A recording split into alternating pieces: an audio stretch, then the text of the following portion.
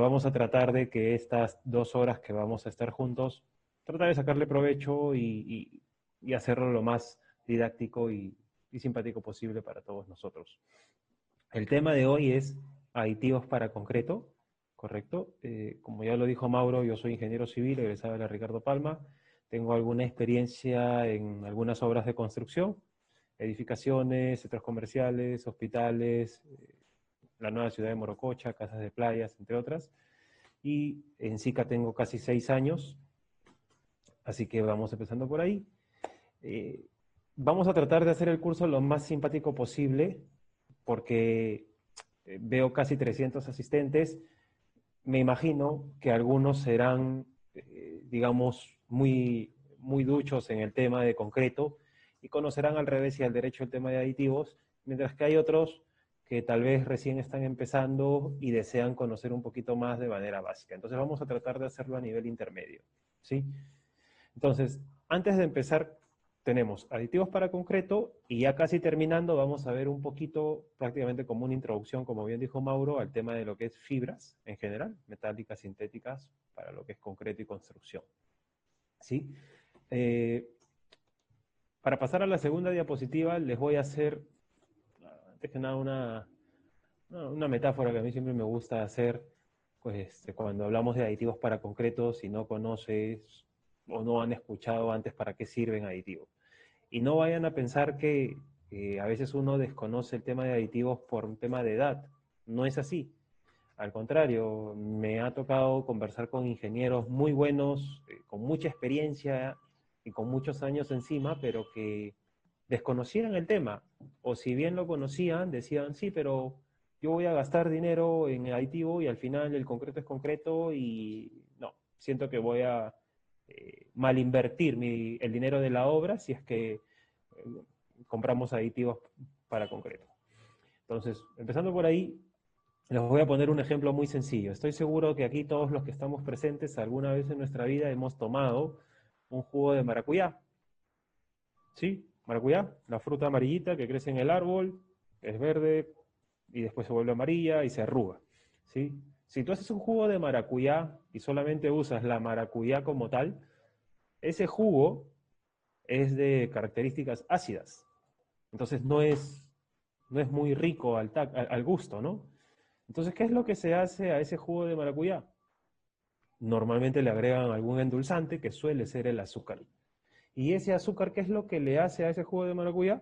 Pues ese azúcar cambia las características propias de ese jugo o de esa fruta, de esa maracuyá, y la vuelve dulce. ¿Sí? Entonces, más o menos esa función, esa acción que está haciendo el azúcar sobre la maracuyá es lo que hace el aditivo sobre el concreto. No lo va a volver dulce, evidentemente, pero sí le va a cambiar las características naturales que son propias del concreto. Y eso es lo que vamos a ver hoy. ¿Sí? Más o menos para ir entrando en el tema. Entonces, ¿qué es un concreto? Eso ya lo han visto días atrás, lo van a seguir viendo a lo largo de los siguientes temas con los siguientes ponentes. El concreto es un material compuesto de muchos materiales, pero principalmente cemento, agregado, agua evidentemente, y otros, que pueden ser aditivos o adiciones. ¿Sí? Perdón, permítanme mover esto de acá. Correcto. ¿No? ¿Y en dónde nos avalamos nosotros? Pues en los códigos o en las normas. ¿Correcto? Bien, vamos por acá. Entonces, esta parte, vamos a obviar un poco las marcas, no voy a entrar ahí, pero sí quisiera que nos fijemos en los años. En 1910 se descubre el primer impermeabilizante para concreto. En 1930 estamos hablando de que se descubre la tecnología para lo que es acelerantes para Shockwave. A la orden del 40 se empiezan a manejar ya lo que son aditivos plastificantes, ¿correcto? De una base muy básica. Por el orden de 1980 mejoramos un poco la tecnología y comenzamos a hablar de aditivos de base química naftalena. Y ya por los años 2000 empezamos a descubrir policarboxilatos que pueden ser de base química natural o 100% química. ¿Sí? Ok. Entonces, consideraciones básicas. El concreto Más o menos 70% de su composición está hecha de agregados, entiéndase piedra o arena. Casi el 18-20% va por, por agua, y si se dan cuenta solamente el 9 a 10% es cemento, ¿sí? Que es lo que le da, lo que la mayoría de gente que no está en el rubro confunde. Cuando ellos quieren decir concretos, dicen cemento. Y es natural, ellos no conocen y no tienen por qué saberlo, ¿sí? Pero nosotros sí. Para nosotros, cuando nosotros vemos una construcción, decimos, oye, ese concreto, ¿de qué resistencia es? ¿De qué características es? ¿De qué cemento está hecho? Entonces, si ustedes ven este pequeño gráfico, solamente una pequeña parte que está en letra roja son aditivos y adiciones. Mínima. ¿Sí? Seguimos por acá. Entonces, muchas veces cometemos el error de pensar, oye, pero yo hice la vez pasada una casa y usé un concreto 175. Ahora que construya este edificio voy a usar el mismo diseño de concreto. Entonces cae la pregunta, ¿existe un concreto que sea multipropósito que yo pueda usar para varias situaciones? No, definitivamente no. Cada concreto se adecua a cada circunstancia y a cada necesidad, ¿no? En la foto de la izquierda tenemos un puente que está atravesando un río, y en la foto de la derecha tenemos la bocatomba de una presa o de una central, ¿sí? Entonces, siempre cuando hablamos de concreto hablamos de dos estados: concreto fresco y concreto endurecido. En cada estado se miden o se consideran diferentes características. En estado fresco voy a valorar mucho la trabajabilidad, qué tan homogénea es la mezcla, cuánto me dura, o la trabajabilidad que me puede dar, qué slam tiene, la cohesión, si exuda o no exuda, qué sé yo, ¿sí? Y en el estado endurecido voy a apreciar la resistencia, la durabilidad y cuánto nos cuesta, definitivamente. ¿Correcto? Entonces, al día de hoy, el concreto es el segundo material más usado en el rubro de la construcción. ¿Cuál es el material más usado en construcción? El agua. Así de simple. El recurso hídrico es el más usado en todo tipo de construcción. ¿Y quién le sigue? El concreto. ¿Correcto?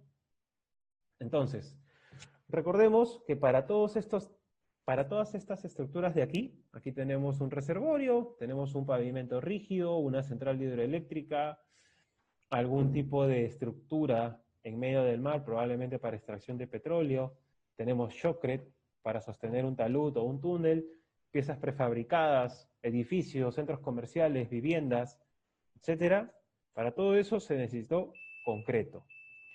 Pero estos concretos estas estructuras han usado diversos tipos de concreto para poder ser construidas.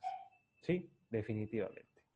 Entonces, ¿qué pasa con el concreto? Tenemos aquí en este gráfico algo muy simple. Por el lado izquierdo tenemos la resistencia y por el lado derecho tenemos la durabilidad.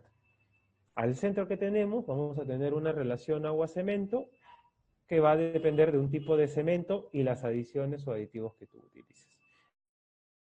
Como consecuencia te da un concreto resistente, un concreto durable, que va a depender del diseño, cuánto nos cueste, y de las peculiaridades de cada uno, ¿correcto?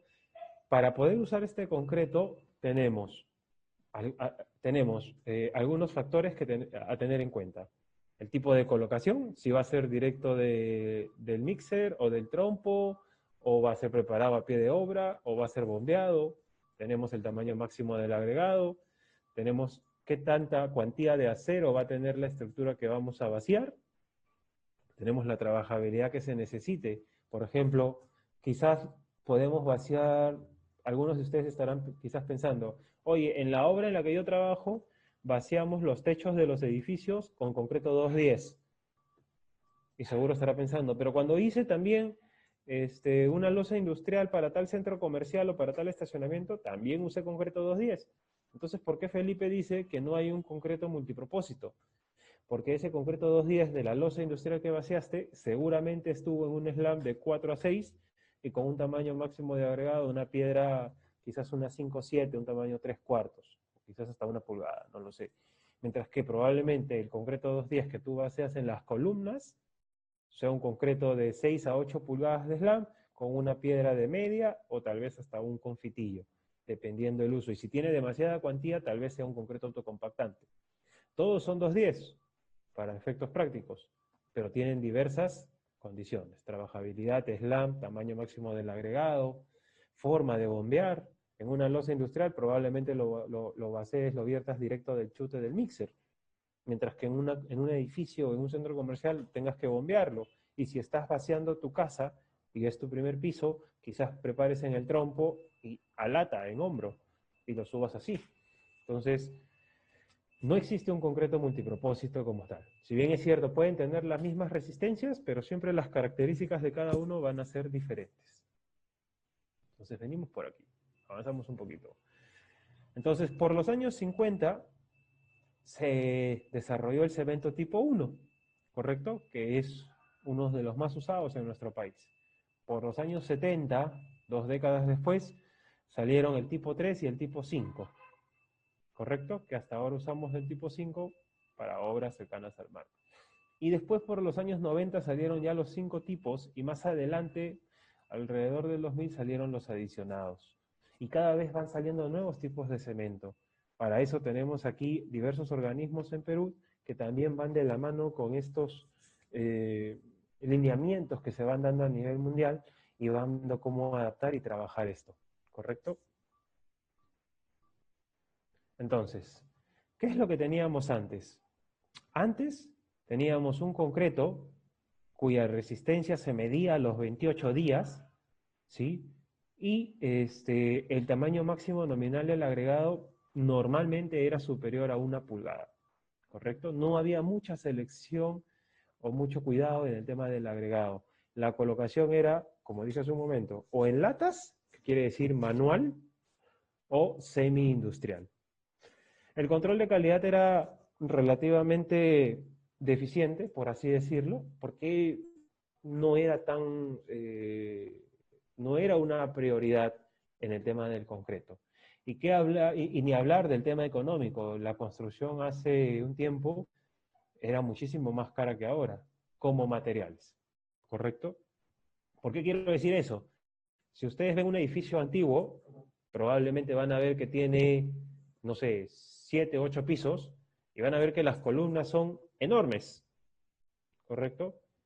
Y ahora tú ves un edificio de estos que están construyendo en cualquier vecindario del Perú, y vas a decir, oye, esas columnas son delgaditas y aguantan el doble de pisos. Las vigas son mucho más esbeltas. La losa ya no es de 25, las losas son de 20, o son losas postensadas. Entonces, al final, todas estas tecnologías que van saliendo de la mano del desarrollo de la construcción, de la industrialización de la construcción, hacen que la industria del concreto se vuelva también algo más, una necesidad de que sea controlada tanto en costos como en calidad. Y como toda industria, te exigen más por menos costo. Eso sí o sí tiene que darse, ¿correcto? Entonces ahora, ¿qué es lo que tenemos? Ahora tenemos concreto con resistencias a 1 día, a 3 días, a 7, a 28, a 90 días, ¿sí? Tenemos una selección muy fina de los agregados, tanto sea para la piedra como para la arena. Han aparecido ya hace buen tiempo las concreteras en todo el Perú. La colocación generalmente, ahora es muy común ver una casa de 1 piso, casa de 2 pisos, o una pequeña construcción vaciando con bomba. Eso ya no es exclusivo de las edificaciones grandes, de los centros comerciales, de los grandes proyectos. Entonces todo se va industrializando en diversas escalas, ¿correcto? Y hay un mayor control de calidad para cada uno de estos concretos, de estas concreteras, de estos clientes. Y por supuesto, ¿por qué no? El concreto también ha bajado su costo. Ahora, al menos en Lima, un concreto 210 en promedio te está costando, un 210 típico, hablamos de un 210 con piedra 3/4, un slam de 4 a 6, más o menos te está costando tus 210 soles. Soles más, soles menos, para arriba, para abajo. Y el costo del bombeo en 30, 35 soles por cubo, y eso es lo que te cuesta. Entonces, si tú consideras años atrás, yo empecé a construir en el año 2008, si no me equivoco, 7, 8. Y el costo del cubo del 210 estaba bordeando los 250 soles, 260. Entonces eso ha ido bajando gradualmente, ¿correcto? Y cada vez va a tender más a la baja. El control de calidad también ahora es cosa de todos los días. Ahora tú vas pides una concretera y la concretera ¿qué hace? Vacía y te deja tus probetitas afuera de la obra y a los 2, 3 días vienen, lo recogen, lo ensayan, sin que tú lo pidas. Ellos llevan su propio control de calidad. Y así se está dando en todo el país. Se da en el norte, se da en el centro, se da en la selva, se da en el sur. Entonces, vamos teniendo mayores controles. Hace unos años tuve la oportunidad de apoyar técnicamente y visitar el proyecto de Chacya, esta central hidroeléctrica de más de 400 millones de dólares que se hizo en Tingomaría. Y ellos tenían diseños de concreto a 60 días y también tenían diseños de concreto a 90 días. Entonces, a eso vamos cuando mencionamos que hay resistencias de 1 hasta 90 días. Si tú te vas a una mina y haces un diseño de Shockrete, de concreto lanzado, probablemente te pidan una resistencia inicial a horas. Entonces es incluso aún más exigente, ¿correcto? Bien, avanzamos. Entonces, para hablar un poquito en temas de tiempo y variaciones de concreto, ¿sí? Empezábamos en 1930, cuando aparecen los primeros aditivos aditivos plastificantes reductores de agua de base lignosulfonato, que fue la primera base química que apareció, ¿correcto? Cabe mencionar que los aditivos pueden ser de naturaleza, o se pueden encontrar en la naturaleza, o pueden ser de base 100% química, ¿correcto? O pueden ser un híbrido. Entonces, en general, tenemos 4 tipos de aditivos, por así decirlo. De 1930 a 1950 se manejó el aditivo de base lignosulfonato, que todavía se sigue manejando hasta ahora, por si acaso. Alrededor de 1970 a 1980 aparecieron los aditivos de base naftalena, ¿correcto? Que es un aditivo intermedio. Y a partir de los años 2000 aparecen unos aditivos que son de base química de policarboxilatos. Y ya más adelante han habido combinaciones, ahora hay algunos aditivos que son de una base, un híbrido entre un naftaleno y un policarboxilato, de un performance intermedio y un costo intermedio. Algunos están trabajando con otras bases químicas, pero más o menos esas son. Entonces, ¿por qué tengo tantas bases químicas? ¿Cuál es la diferencia? ¿Cuál es la ventaja? Principalmente es esto. En el concreto, ¿qué es lo que manda el concreto? Si bien es cierto, hay muchos factores, pero ¿qué es lo que siempre te van a preguntar? ¿O qué es lo primero que tú tienes que saber? Ah, ok, yo necesito un concreto de tal resistencia, que cumpla tales características y que tenga tal relación agua-cemento. Entonces, la relación agua-cemento siempre te va a mandar en cómo se va a comportar tu concreto. Entonces, lo que te está planteando acá es, si tú utilizas un aditivo de base lignosulfonato, podrías reducir hasta 10% de agua, ¿sí? Si utilizas un aditivo de base intermedia, de base naftalena, podrías reducir hasta 20% de agua. Y si utilizas un policarboxilato, podrías reducir hasta 40% de agua. Ahora más adelante vamos a ver unos 3 ejemplos para ahondar un poco más en esto, no se preocupe. ¿Sí? Entonces, esto es lo que les decía, 1930, productos químicos de base lignosulfonata reducen hasta el 10% del agua. Alrededor de 1970, productos naftalenos que reducen hasta 20% de agua. Alrededor del año 2000 se inventan los policarboxilatos que reducen hasta un 40% de agua. ¿Sí? Esto es importantísimo porque va de mano al ahorro que tú puedes obtener en el concreto y a la eficiencia que puedes tener en el mismo. ¿Sí? Entonces, para ahondar un poquito en temas de cemento, estos son los cementos que manejamos al día de hoy en Perú. Algunos de ellos, tenemos uno acá, ¿correcto? Evidentemente hay muchas marcas más, pero son solamente algunas, ¿correcto? Entonces, ¿ahora qué hacemos? Perfecto.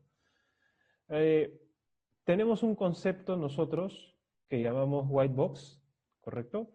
Que habla un poco de integrar todo lo que tú puedas necesitar para un concreto y diseñarlo de esa forma. Pero vamos a ahondar un poquito más por aquí.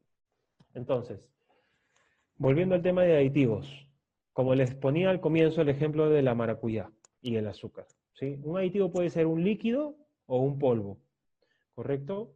Que se utiliza para darle propiedades al concreto que no tiene de manera natural, como el azúcar, ¿correcto? Modifica algunas de las que tiene, pasa de ser ácido a ser dulce, y en forma económica o funcional, ¿correcto? Dependiendo tu necesidad de proyecto. Hace unos años ayudamos a desarrollar un concreto que iba a ser trasladado a Cusco y este concreto tenía que salir de Lima. Por razones logísticas, lamentablemente tenía que ser así. Y digo lamentablemente porque involucraba que ese concreto sufriese de tránsito más o menos sus 3 a 4 días, 72 horas aprox. Entonces es un concreto que desde que salía en planta hasta que llegaba al sitio de vaciado y se colocara, tendría que haber durado más o menos 72 horas. ¿Sí? Por eso digo en forma funcional, porque cada proyecto es distinto, el requerimiento es distinto y se tiene que adaptar. ¿Sí? Cuando yo estaba trabajando en la nueva ciudad de Morococha, el concreto que usábamos era un concreto para los tabiques, para los muros de concreto, era un concreto de 11 pulgadas de slam con una piedra de un cuarto de pulgada más o menos, un confitillo, ¿correcto? Entonces, era un concreto que se usaba para llenar verticales, pero debido a la cantidad de acero y a las características de la obra, se usaba ese tipo de concreto. Sin embargo, en otra obra, por ejemplo, no sé, en unas casas de playa que hicimos en Asia, en Sarapampa, el concreto era completamente distinto, era un concreto con piedra de media y con un slam de 6 pulgadas, porque no había tanta cantidad de acero y era un concreto que se podía vibrar o compactar. Ambos de la misma resistencia, pero con características distintas. ¿Sí? Seguimos. Entonces, ¿qué es lo que tenemos aquí? Pero esta curva de acá nos refleja la dosis de aditivo y la reducción de agua. Si ustedes ven, todos partimos de cero. Conforme vamos aumentando, por ejemplo, 1%. Esto es, ojo, netamente referencial. Si tú le agregas 1% de aditivo en función, vale la pena mencionar, todos los pesos de aditivo son en función del cementante, del concreto, ¿correcto? Felipe, 1% en función de qué? Del cementante. O sea que tengo, no sé, un concreto que tiene 300 kilos de cemento. Si tú le agregas 1%, quiere decir que le estás agregando 3 kilos de aditivo a ese metro cúbico. Entonces, si tú le agregas más o menos, no sé, 3 kilos de aditivo, puedes estar bajando, dependiendo la base química, ¿ok? Entre 5 a 15% de agua, más o menos, ¿sí? Si le agrego solamente 0.4, bueno, si le agregas 0.4, quizás estés bajando por aquí y en el otro lado estarás bajando por aquí, más o menos. ¿Correcto? Por aquí. Entonces esto lo que nos dice es, a mayor porcentaje de aditivo, mayor es la reducción de agua. Evidentemente esto no quiere decir que yo me voy a mandar y le voy a meter de frente 2-3% de aditivo. Eso obedece a un requerimiento de cada proyecto. Entonces, aquí tenemos un cuadro muy simple. En el vertical tenemos la posibilidad de mejorar la trabajabilidad, el SLAMP. Y en el horizontal tenemos la posibilidad de mejorar la calidad a través de la reducción de agua de la mezcla. Entonces juntamos estas dos y ¿qué nos da? La posibilidad de hacer un concreto con mejor trabajabilidad, pero también con mejor calidad. ¿Sí? Y quizás con un mejor costo. Eso habría que evaluarlo. Avanzamos un poquito. Bueno, acá vemos un concreto que puede tener, no sé, 2-3 pulgadas de slant. Le mejoras la trabajabilidad y el mismo diseño se vuelve un concreto que tiene 8 pulgadas de slam. ¿Sí? Entonces, el primer tipo de base química que tenemos es un aditivo de base lignosulfonato. ¿Correcto? Entonces, este aditivo digamos que es el más básico que existe. ¿Sí? Y te reduce en promedio un 5 a 10% de agua, pero también te ayuda a mantener la mezcla trabajable por un periodo de tiempo, ¿sí?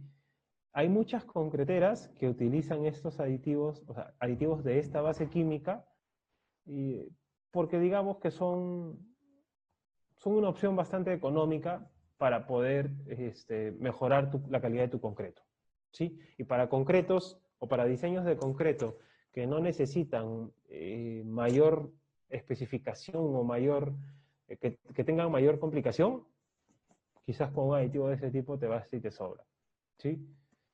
Esto está dirigido principalmente a aditivos del tipo B. Como ustedes ven, la forma en que trabaja es que genera repulsión electrostática, perdón, entre las partículas de cemento. Entonces lo que hace el aditivo es cubre o forra una partícula de cemento y a la vez cubre la otra. Entonces evita que se junten y a la vez fragüe de manera más rápida y por ende ayuda a mantener la trabajabilidad en el cemento. ¿Sí? Correcto. La siguiente base química es la base naftalena, que es un aditivo que también se usa en los días de hoy. El segundo tipo de base química les decía que era el aditivo de base naftaleno. Y el tercero es el de base policarboxilato, que suele ser en su mayoría 100% química. Ahora, no siempre esta base química o este aditivo de base policarboxilato va a ser la mejor opción, ¿correcto? Tiene también ciertos inconvenientes. Por ejemplo, un aditivo de base policarboxilato te pide una cantidad mínima de cemento para poder actuar. 2, te pide también un tiempo mínimo de mezclado o de batido de concreto.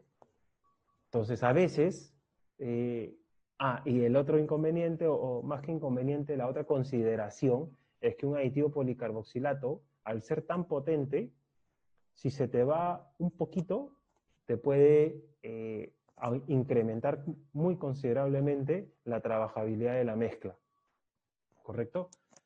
Entonces, por eso es que muchas veces prefieren las concreteras trabajar con aditivos de base naftalena, que es como que un intermedio y no es tan sensible.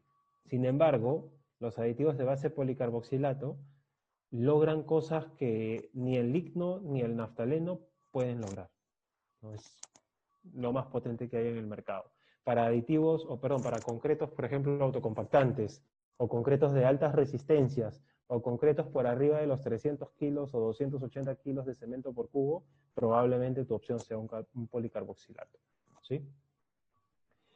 Ahora, otro tema que vale la pena mencionar es que, así como son bases químicas distintas, hay un aditivo ideal para cada tipo de cemento. Y eso también hay que tenerlo en cuenta. Sí, muchas veces tenemos ingenieros o clientes que nos dicen, oye, véndeme tal aditivo que usé en tal proyecto en Tingo María o en Huánuco o en Arequipa. ¿Y dónde es ahora tu proyecto? Ah, mi proyecto ahora es en Piura, o es en Puno, ¿no? O es en Lima. Entonces es otro cemento, es otra arena, es otra agua, es otro clima. Entonces quizás el aditivo que usaste antes no sea el mismo que vayas a usar ahora. ¿Sí? Entonces este cuadrito nos dice más o menos lo que estábamos hablando.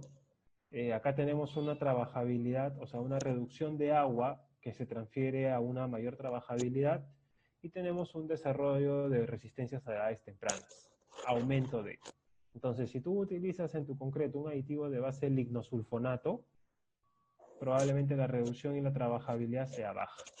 Si utilizas un aditivo de base naftaleno, estarás en un rango intermedio, como ustedes pueden ver con el cuadrado guinda. Si usas un policarboxilato, estás en un rango mucho más alto, donde hay algunos aditivos que ayudan a alcanzar resistencias más altas a edades tempranas y ayudan también a aumentar la trabajabilidad.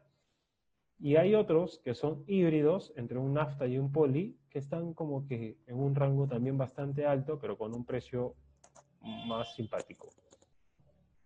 Perfecto. Entonces, tenemos aquí, vean por acá, este concreto que tiene una relación agua-cemento 0,60 y una resistencia de 2,50.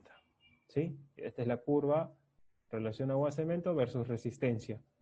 Entonces, muchas veces nos pasa, al menos a mí me pasaba cuando estaba en obra, no sé, me acuerdo cuando recién había salido de la universidad, tenía 20 años creo, y venía el maestro en la primera obra, y bueno, uno tiene todo lo de la universidad acá en la cabeza, pero no necesariamente se acuerda, o no necesariamente entendió todo al 100%. Entonces venía el maestro y me acuerdo que le decía al mixer, el concreto está muy seco, métele más agua. Y el mixero le metía más agua, ¿no? Hasta que de pronto me di cuenta que en la segunda obra me sorprendió porque el mixero ya le decía, pero si usted quiere que le aumente más agua, fírmeme aquí en la guía y autorice que le estoy incorporando más agua. Entonces decía, pero ¿por qué? Y aquí viene la respuesta, ¿no? Que sí lo hemos visto en tecnología del concreto, que es un curso que normalmente se ve en ciclo 6, pero que a veces, muchas veces, no lo tenemos en cuenta a la hora de tomar una decisión. Entonces, ¿qué pasa cuando el concreto está seco y tú decides aumentarle unos litritos más de agua? Entonces tenemos acá que de 0,6 pasaste la relación agua-cemento a 0,8, pero tu resistencia pasó de 250 a 150.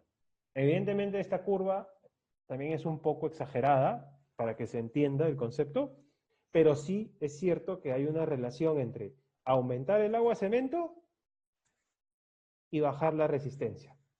Es directamente proporcional. A más agua en la mezcla, mayor es la resistencia del concreto. Perdón, a mayor agua en la mezcla, menor es la resistencia que va a tener ese concreto en estado endurecido. Entonces, por favor, eso sí, quisiera que les quede claro. Agua-cemento 0,6, agua-cemento 0,8. Y la resistencia baja de 250 a 150. ¿Sí? Perfecto. Ahí tenemos los dos. A más agua, menos resistencia. Bien. Vamos a hacer algunos ejemplos rápidos. ¿Sí? Tenemos el aditivo de base lignosulfonato, que es un plastificante tipo A, ¿sí? Según la norma que encaja los aditivos, la STMC 494, en la cual tenemos el diseño patrón, que es un diseño de 280 kilos por centímetro cuadrado, y una relación agua-cemento de 0,5. ¿Qué quiere decir 0,5? Que si tengo 400 kilos de cemento, tendré 200 kilos de agua, o 200 litros. Acuérdense, agua, densidad 1. Entonces, si voy a tener 200 litros de agua, y me dicen que este aditivo me reduce más o menos entre 5 a 12% del agua. Ok, asumamos que nos reduce 10% del agua. Entonces, si tenía 200, ahora voy a tener 180 litros. ¿Por qué? Porque estoy reduciendo el 10%. Pero mi relación era 0,5. Entonces, si tengo 180 litros de agua, quiere decir que voy a tener ahora 360 kilos de cemento. Entonces, claro, estoy bajando 10% de agua, pero por consecuencia podría bajar también cemento en esa mezcla. Entonces estoy ahorrando 40 kilos de cemento, ¿sí? La relación agua-cemento para este diseño se mantiene. Entonces, ¿qué significa esto? Imagínate que tú le estás poniendo aquí, pues más o menos que le estés poniendo, no sé, 3 kilos de aditivo para ese metro cúbico. Considerando que el kilo de aditivo te está costando más o menos, de este tipo de aditivo, 2 soles. ¿Sí? Quiere decir que le estoy poniendo 6 soles de aditivo. Ah, pero entonces estoy encareciendo mi costo por cubo de concreto. Entonces yo tenía razón. Yo te dije que le iba a poner dinero en el aditivo y no me iba a servir para nada. Momentito. Si estoy poniéndole 6 soles de aditivo, pero a la vez estoy bajando 40 kilos de cemento, que es casi una bolsa de cemento, dependiendo de dónde lo compres, invierto 6 soles en aditivo y ahorro 20 soles en cemento. Y tengo un concreto de la misma calidad, porque la relación agua-cemento es la misma. ¿Sí? Entonces, si ahorro 20 y gasto 6, al final termino ahorrando 14 soles por cubo. Si estoy haciendo un proyecto de 1000 cubos de concreto, proyecto chico, entonces al final estoy ahorrándome ¿cuánto? Estoy ahorrándome 14.000 soles de concreto. y solamente haciendo una interacción. ¿Sí? Vamos al siguiente. Un aditivo de base naftalena, clasificación de alto rango tipo F, ¿correcto? Entonces aquí vamos a bajar de 25 a 30% el agua, ¿sí? Quiere decir que más o menos de 240 litros, relación agua-cemento 0.5, estoy pasando a 175 litros, por lo cual mi cemento está bajando en 130 kilos. Asumiendo que el kilo de este aditivo te cuesta más o menos 3 soles, más o menos, ¿sí? Quiere decir que si yo le estoy poniendo aquí 3 kilos de este aditivo, le estoy poniendo 9 soles en aditivo. Pero estoy ahorrando 130 kilos de cemento y no estoy afectando mi calidad. Voy a obtener el mismo producto final, por decirlo de cierta manera, pero voy a ahorrar 3 bolsas de cemento. 3 bolsas de cemento en dinero son 60 soles, menos 9 que gasté en aditivo, estoy ahorrándome 51 soles en cemento. Y tenía 1000 cubos. Entonces estoy ahorrándome en mi proyecto 51.000 soles. No he bajado la calidad del concreto, solamente he jugado con la química que me permite hacer los aditivos. ¿Sí? ¿Me siguen? Ok. Entonces por acá, espero que les haya quedado claro un poquito el ejemplo de la influencia de los aditivos en el costo del concreto. Tenemos otro tipo de aditivos que son los retardantes, sobre todo para climas donde hace mucho calor, ¿correcto? O para distancias largas de transporte, para reducir de repente el tiempo de, si tú sabes que tienes problemas con el abastecimiento en la frecuencia del concreto y quieres reducir juntas frías, tal vez te sirva. ¿Correcto? Venimos por aquí. Entonces tenemos las principales consideraciones. Tenemos tiempos de fragua y estabilizar la consistencia. ¿Correcto? Factores que influyen, por supuesto que la temperatura ambiente, la temperatura del concreto, la relación agua-cemento, a mayor cemento, más rápido va a fraguar ese concreto, y el tipo de cemento, definitivamente. ¿Sí? Como ustedes pueden leer ahí, el Portland reduce el efecto de los retardantes, mientras que los cementos adicionados, al contrario, suelen extender este efecto. ¿Sí? Ahora tenemos el contrario, tenemos los aditivos tipo C según la norma ASTM C494, que son los aditivos acelerantes, ¿correcto? Entonces, oye, ¿sabes qué, Felipe? Yo quiero, pucha, ¿sabes qué? Tengo que hacer una reparación en la pista de despegue del aeropuerto y solamente tengo unas horas. Así que necesito que ese concreto alcance su resistencia y acelere, no sé, al 100% la resistencia que puede alcanzar en horas. Ok, pongámosle un aditivo acelerante de resistencias iniciales. No, yo no necesito que acelere las resistencias, yo lo que necesito es que acelere la fragua. Ah, entonces pongamos un aditivo acelerante de fragua. Son cosas distintas, ojo, hay que tenerlo en cuenta. Y tenemos acelerantes con y sin cloruros. ¿Por qué es vital tener esta información? ¿Qué pasa si tú le metes un aditivo con cloruros a un concreto armado, a una losa de techo, a una zapata, a una losa armada contra terreno? Los cloruros son el enemigo del acero. Entonces, no le puedes meter un acelerante con cloruros a un concreto armado. Ese acelerante con cloruros es solo para el concreto simple. Para concretos armados tenemos acelerantes libres de cloruro. Eso es importantísimo, por favor. ¿Sí? Ok. Entonces tenemos aquí acelerantes de fragua y acelerantes de resistencias iniciales.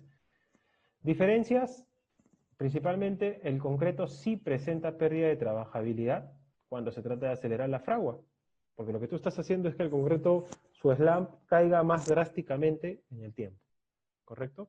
Mientras que el acelerante de resistencias iniciales no presenta una pérdida de trabajabilidad de manera abrupta, es más controlada, pero sí te va a disparar la resistencia inicial. ¿Correcto? En ambos casos, la resistencia a los 28 días sí se puede ver afectada. Definitivamente, si tú incorporas un acelerante de fragua, la resistencia final se va a ver mermada respecto a que si no la tuviera. ¿Sí? Ligeramente, sí, pero se va a ver mermada. Mientras que en el caso de un acelerante de resistencias iniciales, la resistencia final no debería variar significativamente. ¿Correcto? Esas son las diferencias más resaltantes. Después tenemos aditivos que incorporan aire. Felipe, ¿y para qué quiero incorporar aire en concreto? Si en realidad, al contrario, yo necesito que tenga el menor aire posible. Les cuento un caso. Hace unos años tuvimos la oportunidad de participar en un proyecto en las alturas de Arequipa. Eran más o menos casi 5.000 metros. Se estaba chocreteando el portal de un túnel, ¿sí? El hastial. Entonces, a ese concreto, a ese chocret, no se le puso aire incorporado. Se hizo la sugerencia, incluso me parece que el cliente llegó a comprar el aditivo acelerante, el aditivo incorporador de aire, en el diseño inicial tenía. Entonces, volvemos después de un tiempo y el cliente nos dice, oye Felipe, mira, el concreto se ha fisurado. ¿Qué había pasado? Los cambios bruscos de temperatura, una zona casi de 5.000 metros de altura, en el día, temperatura promedio de 18 grados centígrados. En la noche, temperaturas que llegaban hasta menos 10 grados, menos 12 grados. Entonces, ese concreto, con los cambios bruscos de temperatura, se había microfisurado. ¿Y qué había pasado? Su resistencia había bajado. Entonces, era un tema que el cliente decía, oye, pero yo he sacado diamantinas y ese concreto me da menos resistencia que las probetas que me daban al día 1 o al día 3. No se le había incorporado aire. Entonces, en pocas palabras, lo que hace el aire incorporado en la mezcla, de manera buscada, te permite generar una pequeña red de microburbujas dentro del concreto que pueden absorber esa expansión y retracción que genera el concreto por cambios bruscos de temperatura. ¿Sí? Esto es de manera intencional. ¿Con qué fin? Con que el concreto no se microfisure y no se dañe y por ende no pierda su resistencia. ¿Sí? Más o menos eso es lo que pasa. Correcto. Entonces, en estado fresco te da una ventaja también. En estado fresco incrementa la trabajabilidad. Por ejemplo, yendo al caso puntual de un concreto lanzado, un chocret. Tú a ese chocret le vas a dar mayor trabajabilidad. Le puedes dar mayor trabajabilidad con aditivos o le puedes dar mayor trabajabilidad con una dosis baja de aditivos e incorporándole un poco más de aire. Oye, Felipe, pero si le incorporo aire, ese concreto, ese chocret va a tener aire por arriba del 5%, que tal vez tenga un 8% o hasta un 10% de aire. No me lo van a aceptar. Sí, claro, pero es más suave, es una mezcla más suave, más trabajable, que cuando tú la chocretees, la coloques, por el método de compactación del mismo chocret, ¿correcto? Ese aire se pierde. Y como se pierde el aire, finalmente tu concreto final queda con más o menos un 4% de aire que es aceptable. ¿Y qué tuviste? Tuviste una mezcla mucho más trabajable, más suave, con un menor costo, ¿correcto? Te permite reducir también el material fino, mejora la bombeabilidad porque es una mezcla suave, definitivamente, ¿no? Ayuda a combatir la exudación y la segregación en la mezcla y ayuda a reducir también el agua en la mezcla. ¿Por qué? Porque cuando tú le incorporas agua, al ser una mezcla más suave, no necesitas tener una relación agua-cemento tan alta para que sea una mezcla trabajable. En estado endurecido, como ya les comenté, ayuda a resistir la resistencia a los ciclos de hielo y deshielo, a los cambios bruscos de temperatura. Cuando ustedes tengan una obra que esté expuesta en la superficie y finalmente esté en digamos, por arriba de los 3.500, 3.000 metros de altura, de una piensen en aire incorporado en el concreto, definitivamente. ¿Sí? Ok, seguimos avanzando. También tenemos algunos reductores de permeabilidad, comúnmente conocidos como impermeabilizantes. ¿Sí? Cabe mencionar que no existe un aditivo que haga 100% impermeable al concreto. ¿Sí? No existe, creo yo.